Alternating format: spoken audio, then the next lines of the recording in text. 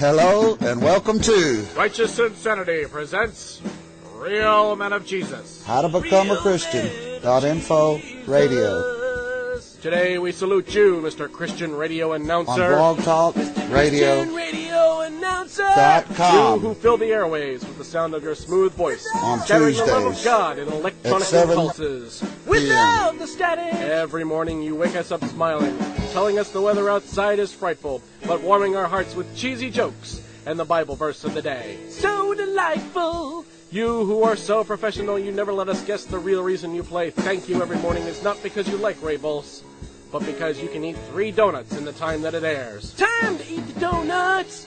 So crack open a new leather Bible, oh disc jockey disciple, for without you, we'd still think third day was Tuesday. Mr. Christian Radio Announcer.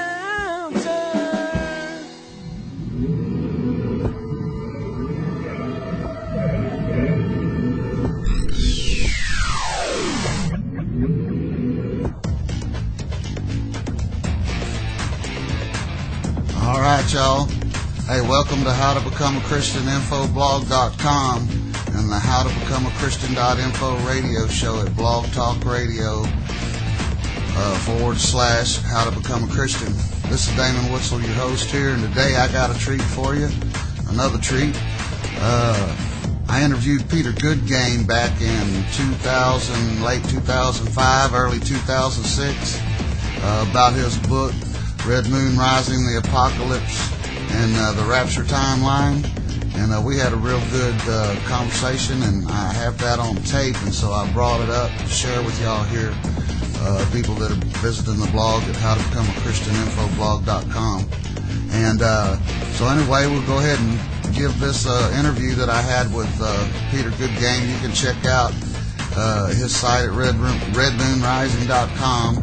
I met Peter Goodgame back in Roswell, New Mexico at the Ancient of Days Bible Prophecy Conference. I think it was 4th of July 2005, and made friends with him and a whole bunch of other people. And I talk with Peter every once in a while, and he'll probably be coming on the show real soon, and I'd love to get him in a live setting on the Blog Talk live show and let all the callers call in and ask him questions, and he could talk some more about his new work that he is embarking on, and maybe could have him and David Lowe wrote a book called Earthquake Resurrection, and maybe we can have it on shortly. Maybe we can have Dave on shortly after Peter comes on. But anyway, here's that interview. Thanks for tuning in. Welcome to the Project 86 show, everyone. Fighting globalism through activism and knowledge and a deep spiritual connection.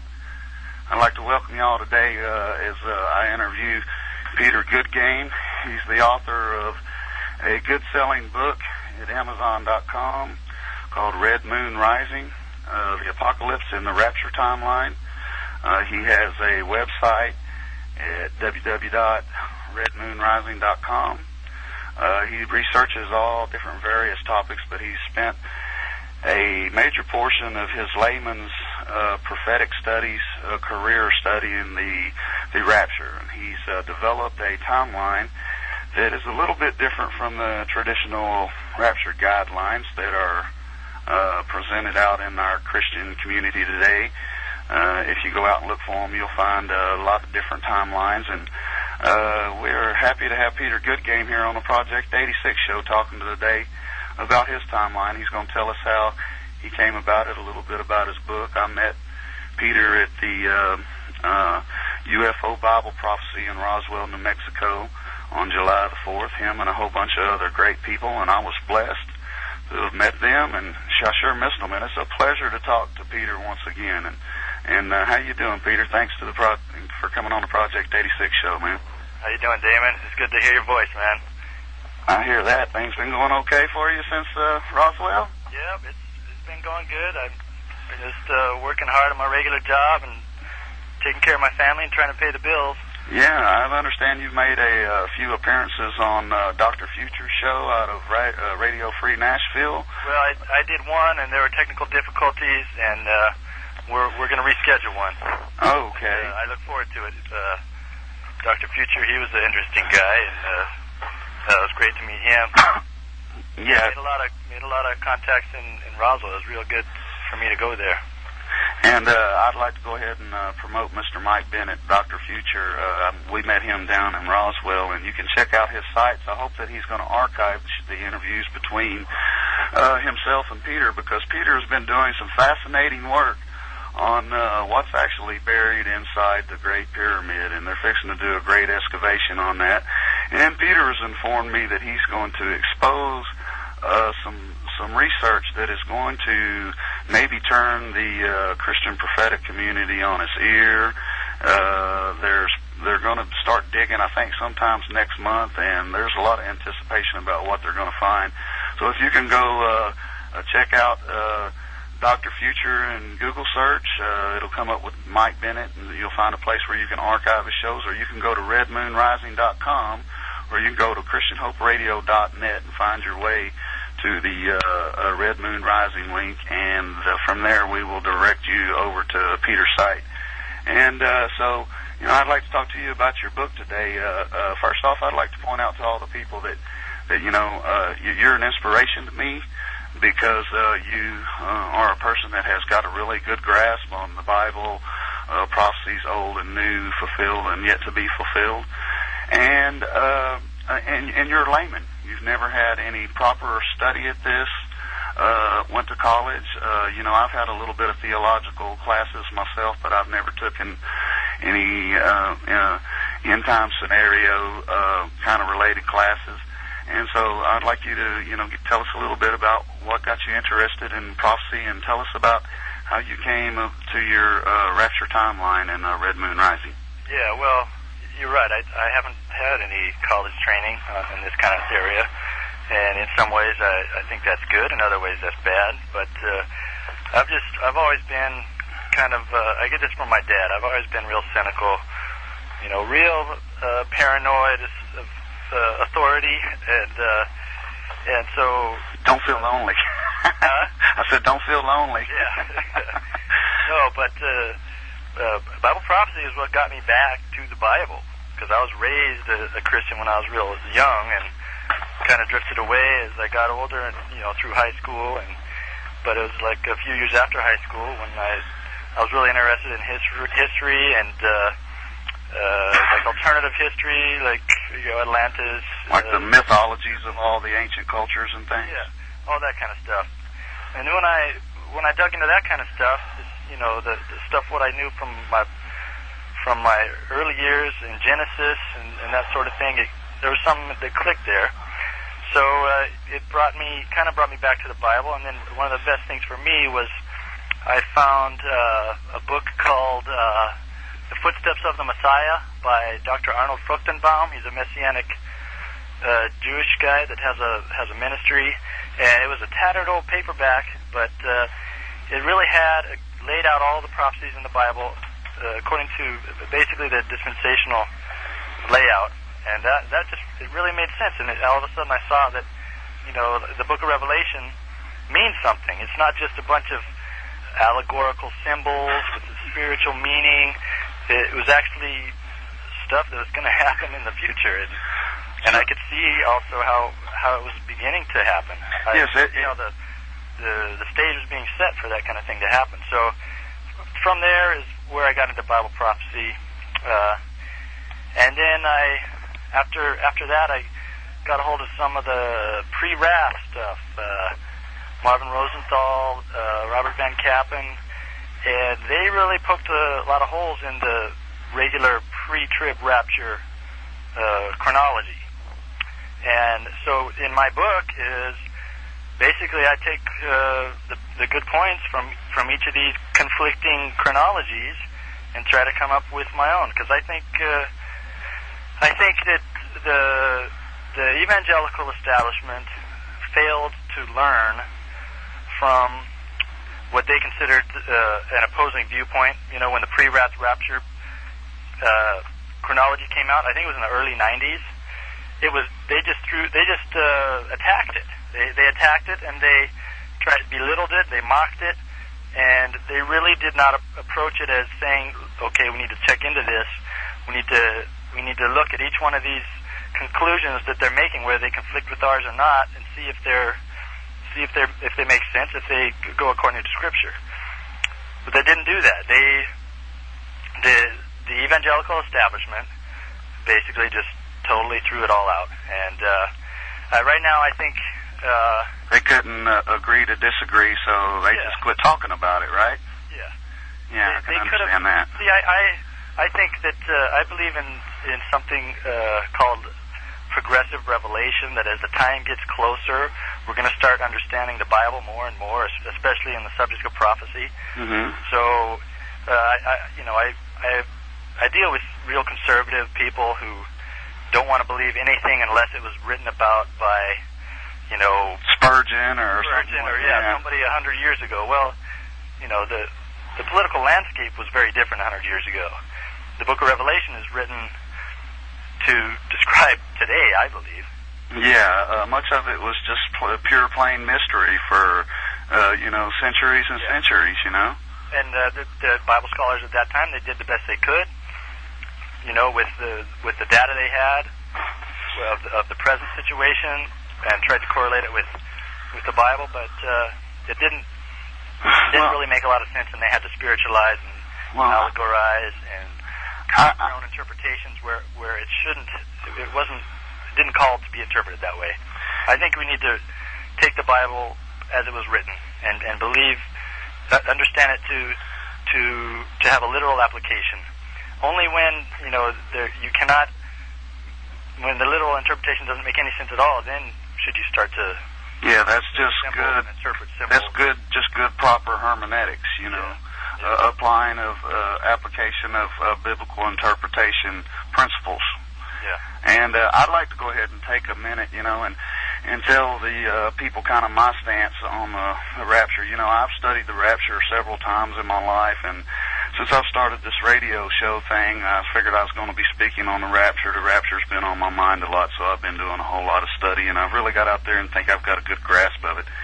And I'd kind of like to take just a second to explain some of the opposing things to the people that might be listening. There's everybody knows that there's the pre-trib, the mid-trib, and the post-trib rapture theories, and then there's a partial rapture theory.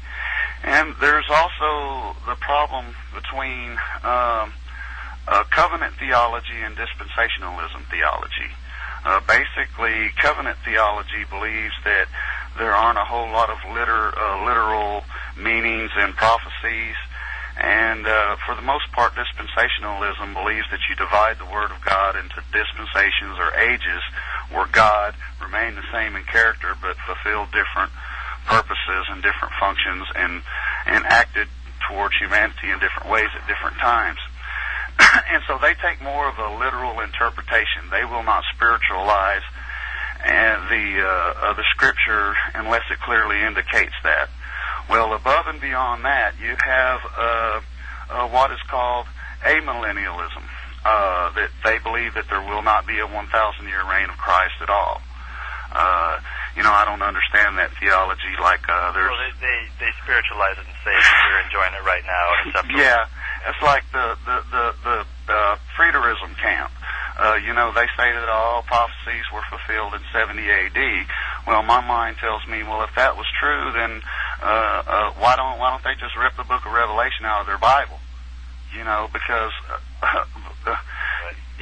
obviously the things, you can look around and see, people make analogies of that America is Mystery Babylon. Some people say that Babylon will be rebuilt and all of that. But now that I've kind of laid it out for the people a little bit of the different opinions in different camps within the Christian community about Christian theology concerning the rapture, could you go ahead and tell us a little bit about how your timeline differentiates from the pre, mid, and post rapture theories? The two theories out there that I really think need to be addressed, that really have the dominant positions in my mind, I just deal with the pre-trib versus the pre-wrath. Now we got to go to the chronology of Revelation: the 7 seals, 7 trumpets, and 7 bowls. Now, imagine those 3 sequences of judgments occurring in order. Then we got to take 7-year tribulation, the 70th week of Daniel, the 7-year period, and we got to find out where this 7-year period fits into that chronology. Now, where I believe both of these chronologies go wrong, they automatically take the first seal and say that lines up with the beginning of the 7-year tribulation. That's one of the first wrong moves, and they both take this together. So this is one of the areas where I'm going up against both of them. But if you just listen along, you'll see how this might make sense. Okay. Now, the next step is to try and find out the midpoint of the 7-year period is a very important point. That separates the 7-year period into 3.5 and 3.5. And one by false peace and the other by wrath, right? Well, not necessarily. That's one of the viewpoints. The midpoint of the tribulation is important because that is when the abomination of desolation. That's when the Antichrist takes over a rebuilt temple in Jerusalem. Now, here's the catch. Now, the pre-wrath view believes that the midpoint of the tribulation occurs after, I believe it's after the 4th seal. Now, there's a couple different pre-wrath views, but this is basically where they say it. So they say the first 3.5 years is those first 4 seals, and that's it. And everything else occurs in the last 3.5 years. Now, I can show, and I do show in my book, that the basic layout of the Revelation explains where this midpoint of the tribulation occurs. Midpoint of the tribulation occurs after the 6th trumpet. So you got all 7 seals and all 6 trumpets, and then you have the midpoint of the tribulation. That's very important to understand. And then if the pre-wrath tries to say that the rapture occurs with the 6th seal, which is what I believe, they say it's after the 6th seal. I say it's within the 6th seal. But if they say that, their whole chronology is flawed if they say that that's after the midpoint of the tribulation, because it can't work out that way. Now, this is really the crucial point for me in comparing these two views. And here's really the important question for believers today. When does the rapture take place in relation to the Antichrist and the New World Order? That's the big question. Yeah, that's what we want to deal with here. It's what everybody wants to know. Yes. Are we going to have to, are the New World Order forces going to, are we going to face off against them? Are we going to have to protect our homes and our families? Should we stock up on food, medicine, guns, ammunition, that kind of thing? Do we need to stock up? Do we need to be ready? Are we going to be here when the Russians and the Chinese overrun our borders? That's okay. So that's a big question that people want answered. So tell us to that question. Your rapture timeline found in the book Red Moon Rising, Apocalypse, and the rapture timeline. Does that say yes or no to that question? That says no to that question. And now let me explain why. Let me get into this a little more. Now, one of the most important things that I think that the pre-wrath chronology got right is when they pinpointed when the day of the Lord begins. The day of the Lord is a very important moment, a very important period of judgment. And they made some very good points, and the pre-trib side just totally blew them off, ignored them, came up with some lame excuses. See, this is the thing. The pre-trib and the pre-wrath, they both have some very good arguments. They both have some very shallow and lame arguments. So what they do, each side looks at the other side and pinpoints and highlights the other side's errors. But they don't get anywhere because they don't learn from each other. That's what I don't like, and that's where I try and remedy. Well, I thank God for the average layman person like you that hasn't been through indoctrinated one way or another through seminary, Right, that's the thing. It's the whole structure of big Christianity in America. That's a term I've kind of coined. You got big oil, you got big business, you got big this, big that. Well, we got big Christianity, and it's really structured, and it's really all about the money. And unfortunately, there's a lot of negatives that come with that, and not just the church leaders, but the church lay people as well. We're not critical enough of our leaders. We're so mired in the day-to-day, grind that it's like we go to church on Sunday just to take a break, to listen to whatever's spoken to us, but we kind of depend on our authorities for all the answers when we should be doing the digging ourselves. Well, yeah, that gets it for me. I'm really disappointed in my average brother in Christianity, and brother and sister in Christianity, because on one hand you have the Bible that says submit to the authorities, but then on the other hand it says examine all things and hold fast to that which is of God. Would you just because Hitler was your leader, does that mean that the everybody was not wrong for speaking out against him? Yeah. I mean, it's kind of like we're in such a politically correct world these days that it's terrible, and because of that, very dangerous. Yes, and because of that, the normal average Christian has just decided to be apathetic about the whole situation. Yeah. Whenever, man, we're supposed to, whether if we're going to get raptured out of here or we're going to stay, we're supposed to be telling people about the blessed hope that we have. Yeah. And that is that Jesus Christ is going to come at one day or another. And I just wish that's why the reason we started Christian Hope Radio. I was moved by God to try to do something about that. Yeah. No, I think what you're doing is great, Damon. It's awesome, and I'm glad you asked me to be on your show, man. I think you've really found a niche, and you're talking about a lot of things that need to be talked about a lot more. Yes, well, I'm trying to cause a little bit of waves, and I hope that I can just open a few eyes, because, well, I look at it as if you open, there's a compound factor, you open a few eyes, they open a few eyes, and one person can make a difference. And if you had 100 people around the world with that kind of attitude, just imagine how many people that we could bring out of deception, because people are deceived. People say, tell me all the time, well, Christians aren't going to be deceived. Well, you're deceived into thinking that, hey, something's going down, and it's not your responsibility to tell other people what's fixing to happen. Yeah. And so, for me, we're here at Christian Hope Radio. We're going to focus on the rapture for quite a while. And so, can you go ahead and elaborate a little bit more on your timeline? Yeah. What I think one of the pre-RAS most important points was pinpointing the day of the Lord, when that began within the seals, trumpets, and bowls sequence of Revelation.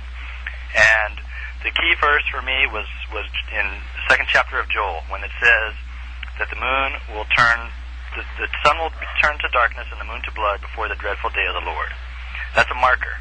Now, the thing to understand about the book of Revelation is that almost every judgment in the book of Revelation is simply reiterating what an Old Testament prophet spoke about and what an Old Testament prophet wrote. And you find this all throughout the judgments. And so this is the key. Was Joel talking about the blood-red moon that happens at the opening of the sixth seal? Because there's no other blood-red moon in Revelation. I think he was. I think it's pretty obvious. Now, and on top of that fact, if you look at the end of the sixth seal, then let's focus on the sixth seal of Revelation. There are 5 things that happen. The first is an earthquake. Then the sun turns dark. Then the moon turns to blood. Then there's a shower of falling stars from heaven that look like dates falling from a tree when the wind is shaking. I think that's the metaphor used. And then the 5th thing is the shaking of the earth. People don't understand exactly what's going on here, but it is a shaking of the earth. The whole earth is being shaken. And there's a lot of talk, like in New Age circles, like Edgar Cayce predicts it. There's all these alternative prognostications about how there's going to be a polar shift. And scientists are predicting, like, that when the Antarctic ice shelf is finally reaches a point where it's melted away so much that a big chunk of it's going to fall in the ocean, and they're saying that could cause the poles to shift. But anyway, that's what happens. That's the most important judgment of the sixth seal. It's when the earth is shaken, and God does it. Whether there appears to be natural causes or whatnot, God is the one who's responsible. And let me just get my Bible out real quick here. Okay. And the thing is, after this event happens, that's when the people on the earth say that the great day of the Lord's wrath has begun. So they're saying so. And everybody knows it. Everybody knows it.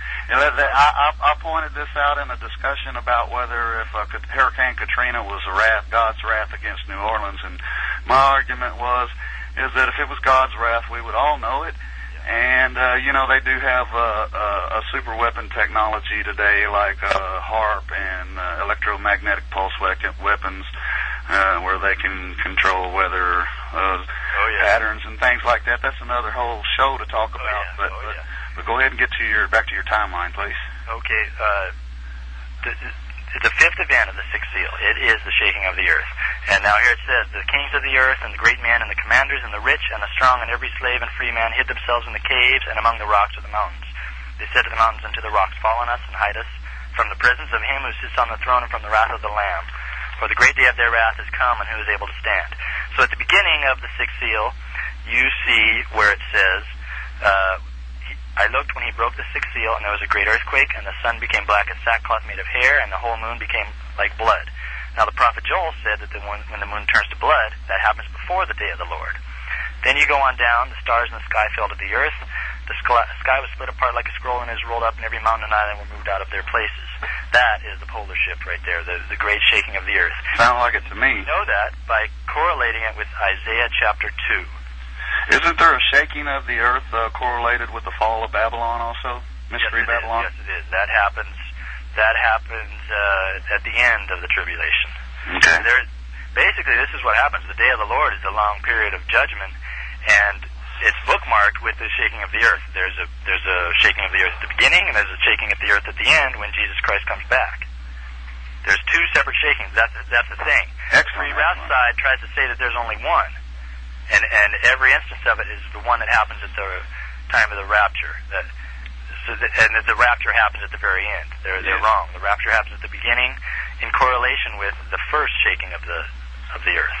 Now this is the very same scene is described in Isaiah chapter 2, and it says, "The pride of man will be humbled, the loftiness of men will be abased. The Lord alone will be exalted in that day. Men will go into caves of the rocks, into the holes of the ground before the terror of the Lord and the splendor of his majesty when he arises to make the earth tremble." And then it goes on, it says, "Before the terror of the Lord and the splendor of his majesty when he arises to make the earth tremble," etc., etc. This proves that this is it. This is the day of the Lord. This is when it all begins. The pre-trib, on the other hand, says that the whole tribulation period begins gradually. It begins with the first seal, which is supposedly the appearance of the Antichrist, signing a 7-year covenant. That's their viewpoint. And the pre-wrath kind of shares this. But the tribulation period does not begin gradually. It begins with a bang. There are the birth pangs, and I think those are the first, second, third, fourth, fifth seals. Those are the birth pangs that lead up to the day of the Lord. But all this happens before the 7-year period even begins. Very interesting. Now, how do we know this is before the 7-year period begins? We know it because we need to go to the Gog-Magog prophecy of Ezekiel 38 and 39, and Ezekiel gives a list of judgments that happen that parallel what happens with the sixth seal, seventh seal, on into the first trumpet. And the important point about Ezekiel is that Ezekiel also refers to a very specific 7-year period, and I think that relates to a invasion from the north. The invasion of Israel. The invasion of Israel from the north by Gog and Magog, which we can translate that, follow it through the history to actually mean the Soviet Union, right? Well, that's one of the viewpoints. I bring out another viewpoint in my book that's gaining a lot of more favor these days, and that says that all these areas described in Ezekiel refer to, for the most part, Turkey. Mm-hmm. And I think this makes sense because Islam is being humbled all over the place. George Bush's war on terror. We've invaded all these different Muslim countries, and we're setting up bases in the heart of the Middle East. So Islamic pride is being very diminished, and the new Prime Minister of Turkey, Recep Tayyip Erdogan, he is a hardcore Muslim. People don't understand this, but he has his background is with the Muslim Brotherhood, and he has some very high-level connections with financiers in Switzerland and Geneva, and I think I might have been reading some of the material that you got a hold of. About 2 weeks ago, I ran across an article on the internet that basically is saying the same things that you're saying. Yeah. And so, yeah, and whenever I read through it, I thought, now that sounds rather logical. I had always been under the presumption that it was going, I listened to the Hal Lindsey camp and things like that. That's the thing. The interpretation of prophecy is driven by present-day events. Arnold Fruchtenbaum calls it newspaper exegesis. When you pick up the newspaper and you try and fit Scripture into that. I mean, I don't think that's entirely bad, but people just need to take it with a grain of salt. And that lines kind of up a little. That kind of lines up a little bit with the progressive revelation. Right. One of these days, right? Newspaper exegesis is going to be correct.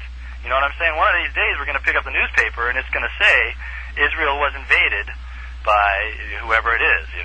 One of these days it'll be right, but whenever it's done, people just need to be careful and make sure it lines up with Scripture.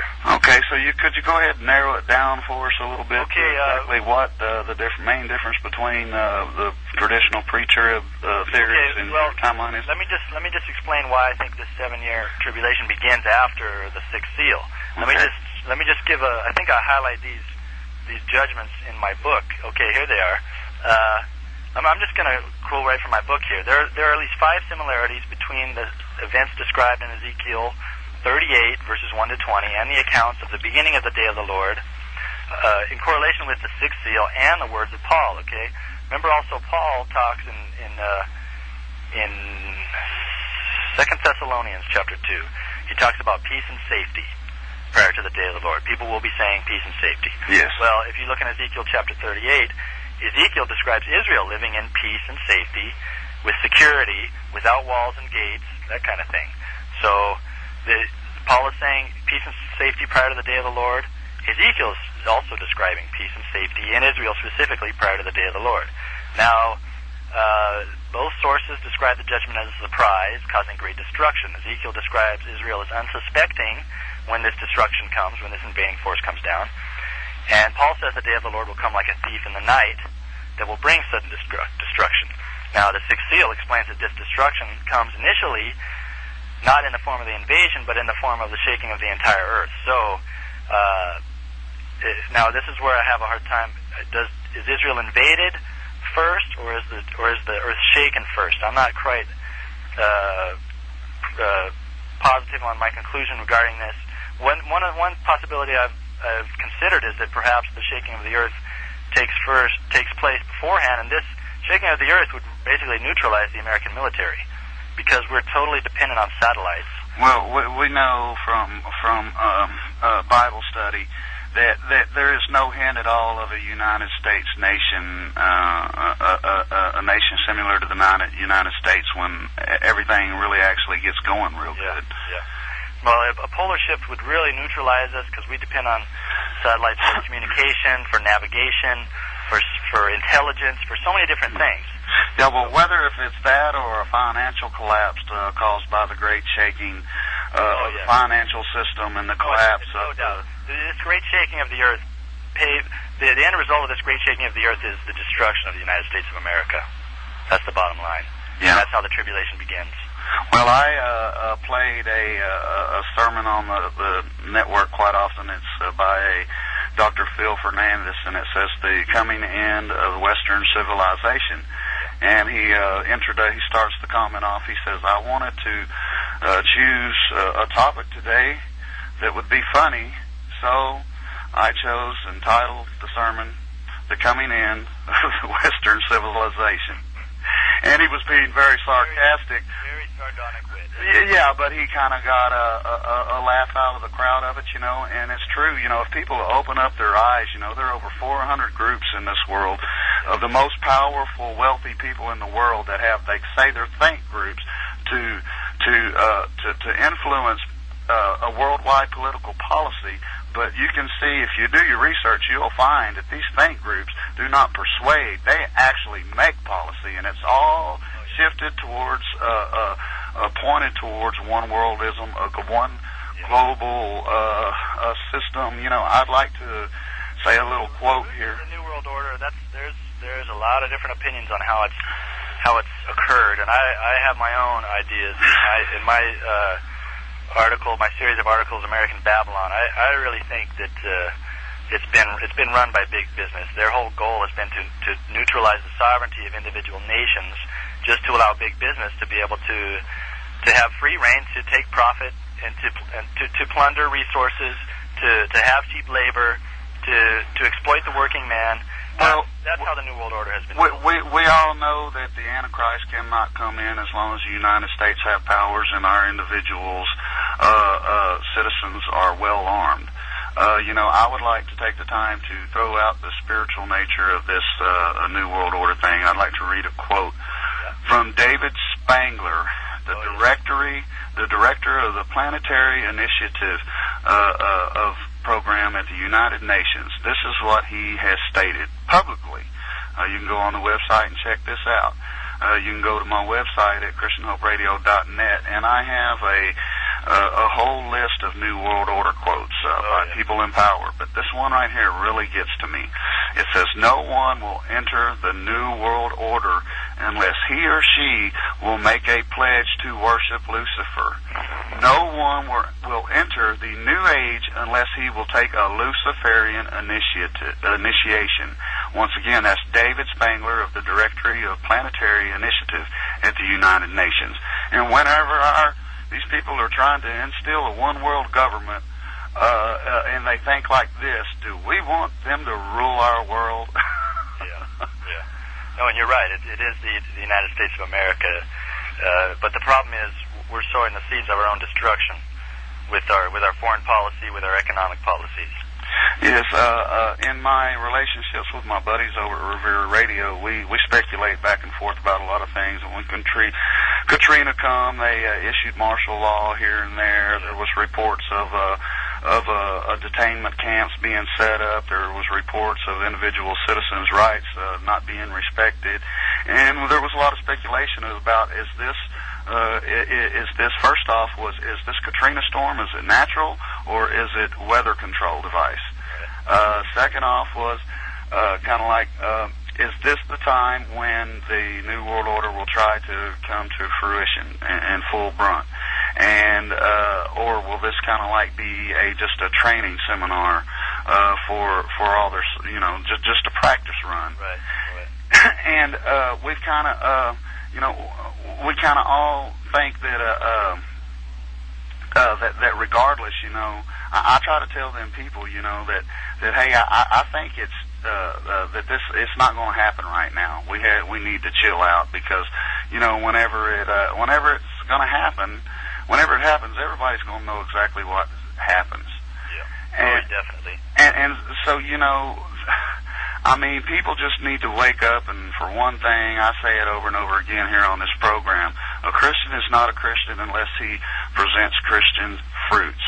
The gospel of Jesus Christ is that you're saved by grace through faith, but a proper placed faith in Jesus Christ will cause you to want to repent, turn away from your sins, and people ignore the doctrine of regeneration these days, and following the doctrine of regeneration, I'd like to say George Bush is not a Christian. He does not display Christian fruits. There's a lot of Christians in the church that, if Jesus Christ was to show up today, they might would choose to follow George instead of Jesus. Yeah. And that just really. Jesus is a communist, and they'd kick him out. They'd send his butt out on the streets. Well, they'd hang him again if he came today. If he didn't come in power. That's what I'm saying. If he came as a suffering servant again and allowed and gave his life up, they would take him to the cross again. But, the world don't realize that when he, first time he came as a suffering servant, this time he's going to come as a king in power. Yeah. And so, it gets really interesting. And so, on with your timeline, do you remember where we were at? Yes, I know right where we were at now. Okay. I'm just trying to explain how these all correlate, how these all describe that this is the very beginning of the day of the Lord. Paul explains it, Ezekiel explains it, Isaiah explains it, Revelation explains it. They all have, there's this list of similarities in their explanation of how it begins. Okay, the first one is peace and safety. You have Ezekiel's describing that. And Paul is describing that prior to the day of the Lord. The second is that it'd be unsuspecting. It's all going to come all of a sudden. People aren't going to see it. Jesus makes the same correlation in Matthew 24 when he compares it to the flood, in the time of Noah. Noah was preaching. Noah was trying to get people to pay attention that something bad was coming, but everybody, just ignored him. So it's unsuspecting, and that's why Paul says it comes. Paul and Jesus both say it's going to come like a thief in the night, and it's going to bring sudden destruction. And a twinkling of an eye. Yeah. The third is a global shaking. Okay, that's the first event of the sixth seal is simply a great earthquake. In other words, a local earthquake. It doesn't say where, but Ezekiel does say where. If you look in Ezekiel chapter 30, there is an earthquake, and the earthquake occurs in Israel. That's what it says in Ezekiel 38. With this army mass ready to attack, or perhaps invading already, coming down into Israel, the first thing that happens is an earthquake in Israel. But this earthquake quickly gathers in strength to encompass the whole earth. So it begins the initial local earthquake in Israel, and then it engulfs the whole earth. And in the sixth seal, the first event is a great earthquake, and the fifth event is the shaking of the entire earth. The fourth is the reaction from humanity to this great shaking of the entire earth. Well, Ezekiel says that all the people on the face of the earth will tremble at my presence when this happens. In Revelation, it says the people run to the cliffs and the hills and the caves and say, "Fall on us, hide us from the face of him who sits on the throne and from the wrath of the Lamb. For the great day of their wrath is come, and who can stand?" Now, Isaiah says that people flee to the caves to hide from the splendor of his majesty when he rises to shake the earth. So all of these similarities all fit. The fifth event refers to God's wrath. Okay, it's wrath on a global scale. This is the first time. Everybody understands what it is. There's no secret outpouring of wrath. This is the problem with the pre-trib chronology. They think that the first seals are God's wrath, but just people don't realize it. Mm-hmm. It's God's secret wrath, and then only at the sixth seal, it's it's God's wrath now. No, it's not. This is when God's wrath begins, and this is when it's felt, and this is when people understand it. Okay, in Ezekiel, God says, "In my zeal and fiery wrath," and then he predicts the judgment. In Revelation, people say, after they flee to the hills, they say, "For the great day of the wrath of God and the wrath of Jesus has come." So, wrath is always closely connected with the day of the Lord. And it's always describes a period of global testing and judgment. Yes. Those are the five similarities that really help pinpoint when it begins and how it begins. Yeah, that's all good to know, huh? I'd like to interrupt you just for a second. I know you said you only had an hour. I've got a 90-minute tape in here, and it's almost gone. So we pause for a second, and I'll stop the tape, flip it over, and I'll try to get you off the phone as soon as possible, okay? No problem. I'm having fun. Okay, man. I know you got the kids and a family and everything. Well, they're out of the house right now, so we'll keep going until they come back. Okay, well, we're going to pause for this little commercial break right here while I flip over this tape. Thanks for listening to Project 86 Show at the Christian Hope Radio Network and ChristianHopeRadio.net.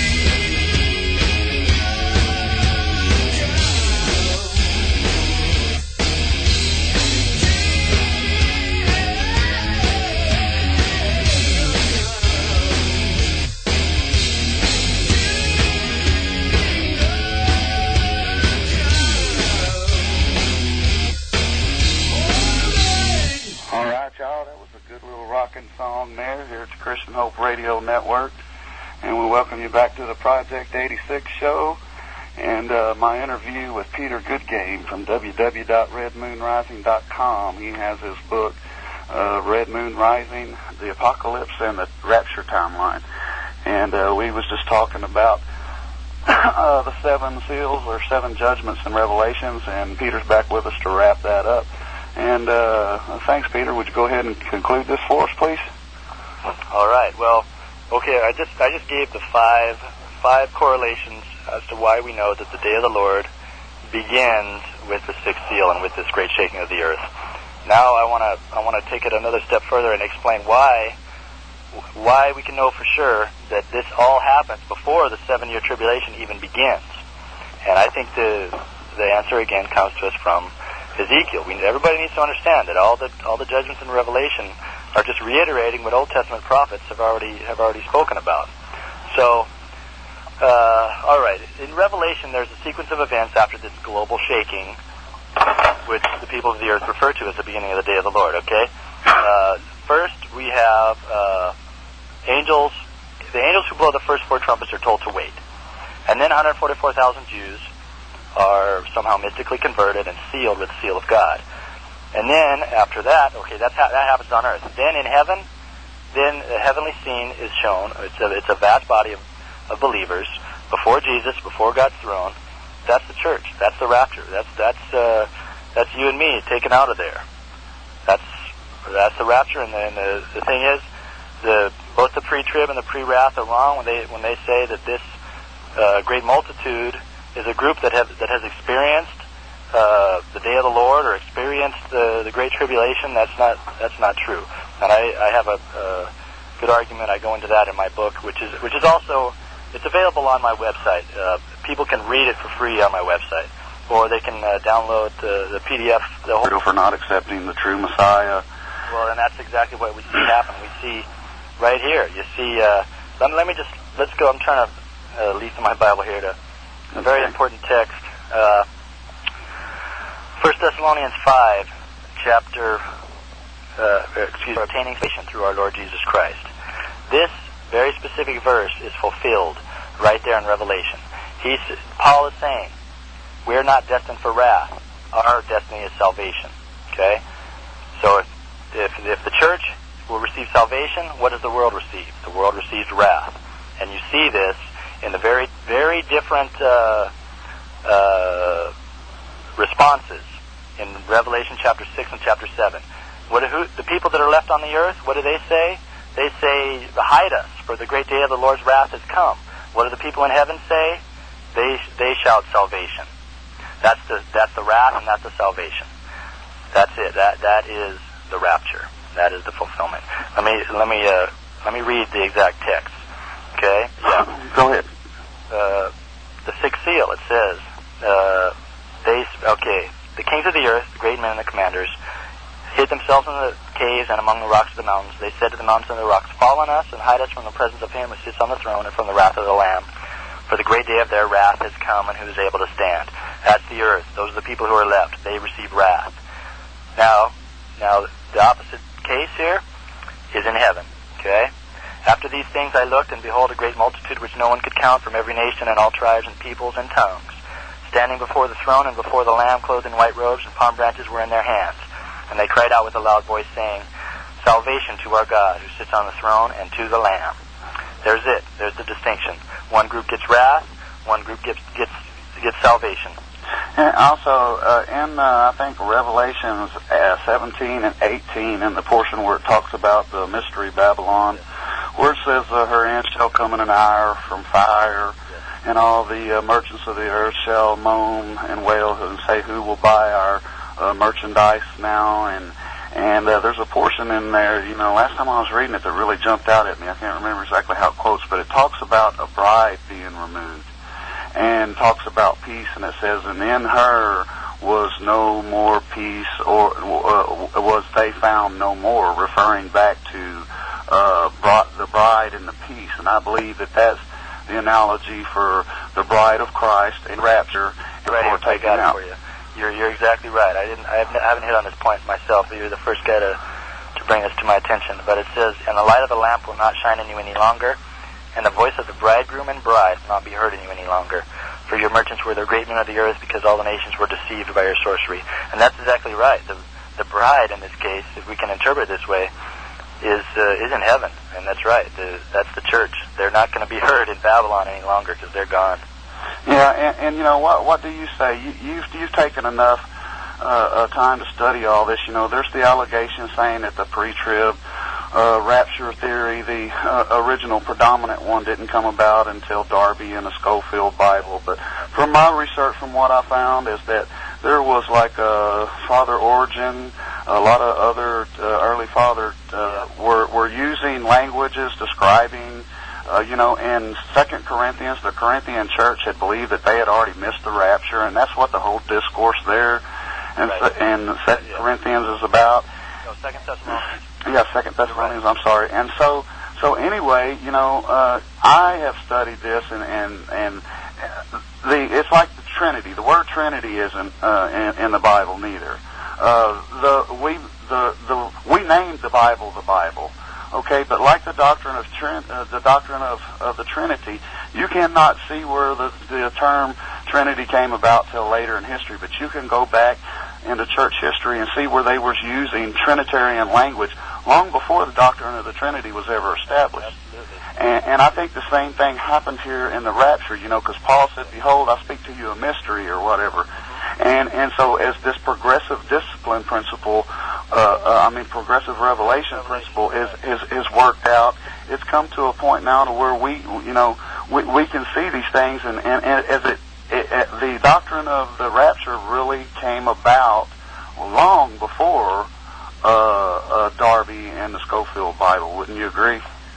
Well, yeah, I don't think it was fully delineated, but I think bits and pieces of it were understood, and I think Grant Jeffrey is a guy who's explored into this a little bit, and he pulls up, I think it was Proto-Ephraim or something like that, an ancient text that referred to specifically a 7-year tribulation and how the Antichrist will be destroyed at the end. So, yeah, I don't put too much credence in the naysayers who have tried to cast doubt upon this teaching, talking about where it came from. I really don't care who brought it out originally. All I care about is that when I study my Bible, this makes the most sense. Yeah, I understand that. So what else do you need to tell us for us to get a good grasp on your book there? This is still the important thing. I think I've shown that this is when the day of the Lord begins. This is when the rapture happens. How do we know that this is before the 7-year tribulation? Okay, after the Ezekiel invasion, okay, when this happens, there's a shaking of the earth, a local earthquake in Israel that engulfs the entire world. And then it says in Ezekiel, it says, "I will summon a sword against Gog on all my mountains, declares the sovereign Lord. Every man's sword will be against his brother. I will execute judgment upon him with plague and bloodshed. I will pour down torrents of rain, hailstones, and burning sulfur on him, and on his troops, and on the many nations with him." And then later on in chapter 39, he says, "I will send fire on Magog and on those who live in safety in the coastlands." So God is saying that he's going to execute judgment upon the invaders of Israel, and also upon this enigmatic area, those who live in safety in the coastlands. This is a large portion of the earth that's going to be hit by this judgment. Now, focus specifically on what he says, torrents of rain, hailstones, and burning sulfur, with plague and bloodshed. This, I think, correlates with the first angel that blows his trumpet, the first trumpet judgment. And it simply says, "Then the 7 angels who had the 7 trumpets prepared to sound them. The first angel sounded his trumpet, and there came hail and fire mixed with blood, and it was hurled down upon the earth. A third of the earth was burned up, a third of the trees were burned up, and all the green grass was burned up."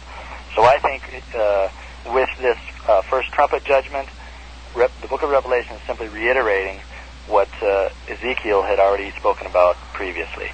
And in my book, I simply break it down. This is Ezekiel's quote, "I will execute judgment upon him with plague and bloodshed. I will pour down torrents of rain, hailstones, and burning sulfur." Revelation says, the first angel sounded his trumpet, there came hail and fire mixed with blood, and it was hurled down upon the earth. So both sources describe blood or bloodshed, hail or hailstones, fire or burning sulfur, which is poured down or hurled down upon the earth. So the thing is, if this does not correlate, then we need to find two specific instances where this occurs on our timeline. I don't think that's necessary. I think it's referring to the very same thing. Now, the important point for me, that really is really the crux of my whole timeline, is that after this destruction happens, after this judgment on the earth happens, the situation in Israel is described, and it speaks of a very specific 7-year period. Let me leaf over here quickly. Ezekiel chapter 39, verse 9, it says, "Then those who inhabit the cities of Israel will go out and make fires with the weapons that they gather, and burn them, both shields and bucklers, bows and arrows, war clubs and spears, and for 7 years they will make fires of them." That's a very specific 7-year period. And I think they gather a good supply. I don't know what exactly they're talking about, whether it's they're talking about oil from the captured whatever it is, it makes fire. Yeah, whatever, or nuclear, or whatever it is. Whatever it is, they gather a big supply of it, and they use it 7 years for 7 years as their energy supply. I think the 7 years that they're using this correlates exactly with the 7-year tribulation. That's why I think the 7-year tribulation really does not begin until we get to the 5th judgment, when the abyss is opened, the 5th trumpet judgment. And let me just read this. And this transitions into what I'm working on right now, with Egypt, with Giza, the pyramids, Osiris. Right here, when the 5th angel sounds, I saw a star from heaven which had fallen to the earth, and the key of the bottomless pit was given to him. And then talks about this judgment that comes out of these demon-like, locust-like demons. And at the very end of chapter 9, or in the middle actually, it says, "They have as king over them the angel of the abyss. His name in Hebrew is Abaddon, and in the Greek he has the name Apollyon." So I think this is at the same time that the abyss is opened, and that he's described as an angel, Abaddon, Apollyon. At the same time that he appears, I think the two witnesses also begin their ministry in Israel. And I have a very unique idea of who the two witnesses are that's in my book as well. Again, we got to go to the Old Testament. Okay. But yeah, that's the basis of my timeline, I think. Well, I couldn't pretend for a minute to know enough about prophecy to even sit down and try to make a timeline on this. So basically, all I do is study what other people have sat down and studied and came up with, and see what makes the most sense to me. That's all you can do. And but I'd like to see if my observation is correct, that you basically come to the conclusion of your timeline by making correlations between the prophecies in the Old Testament and the prophecies of relation. Yeah. And that's basically probably would be how all the timelines that are out there, how they're brought about, is by these correlations. Am I correct? Yeah, to a great extent. On some of them, I don't think they dig deep enough into the Old Testament. Yeah. To back up their conclusions. Okay, so there you have it. Your timeline definitely calls for a pre-trib rapture. That's the bottom line. That's the bottom line. And this is there's this expectation. In a lot of New World Order circles, that it's almost like we got to face the tribulation with pride and with gusto, and say, "Come on, Antichrist, bring it on. We're gonna take you on."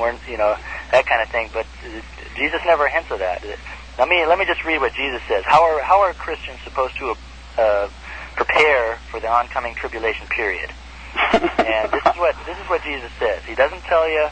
You got to buy guns. You got to stock up on ammunition. You got to, dig a root cellar in your house, and make preparations to last you for 7 years. He simply says, let me see here, Luke 21.